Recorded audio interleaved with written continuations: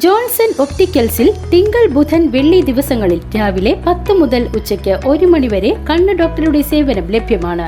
എല്ലാ ബ്രാൻഡഡ് ഫ്രെയിമുകളും ഇവിടെ ലഭ്യമാണ്. കൂടാതെ ഡോക്ടർമാർ നിർദ്ദേശിക്കുന്ന എല്ലാത്തരം കണ്ണടകളും ജോൺസൺ ഒപ്റ്റിക്കൽസിൽ നിന്നും ലഭിക്കുന്നു.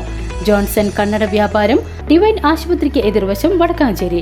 കേരളത്തിലെ തദ്ദേശ സ്വയംഭരണ സ്ഥാപനങ്ങളുടെ ഫണ്ട് വെട്ടിക്കുറച്ചതിൽ പ്രതിഷേധിച്ചും അംഗനവാടി ആശാവർക്കർമാർക്കും ശമ്പള വർധനവ് ആവശ്യപ്പെട്ടും സെക്രട്ടേറിയറ്റിന് മുന്നിൽ നടക്കുന്ന സമരത്തിന് ഐക്യദാർഢ്യം പ്രഖ്യാപിച്ച് UDFന്റെ നേതൃത്വത്തിൽ സംസ്ഥാന വ്യാപകമായി നടക്കുന്ന രാപ്പകൽ സമരം അത്താണി സെന്ററിൽ നടന്നു.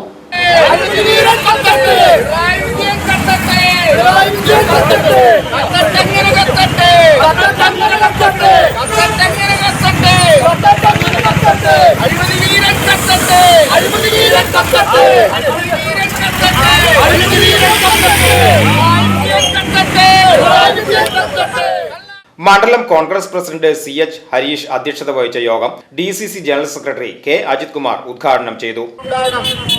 അംഗൻവാടി ടീച്ചർമാർക്ക് വേതന വർധന ഉണ്ടാവണം, ഒരു പെൻഷൻ വർധന ഉണ്ടാവണം. ഈ പറഞ്ഞ 2 വിഭാഗത്തിനെയും ആയുഷ്മാൻ ഭാരത് ഉൾപ്പെടെയുള്ള ആരോഗ്യ ഇൻഷുറൻസ് പദ്ധതി സൗജന്യമായി കൊടുക്കണം.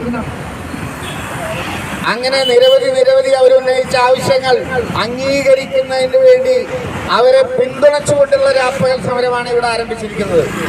ഈ രാപ്പകൽ സമരത്തിന് നേതൃത്വം കൊടുക്കുന്ന മണ്ഡലം കോൺഗ്രസ് കമ്മിറ്റി പ്രസിഡന്റിനെ അദ്ദേഹത്തിന്റെ സഹപ്രവർത്തകരെയും പ്രത്യേകം അഭിനന്ദിച്ചുകൊണ്ട് block Congress president PG Jayadeep മുഖ്യപ്രഭാഷണം നടത്തി.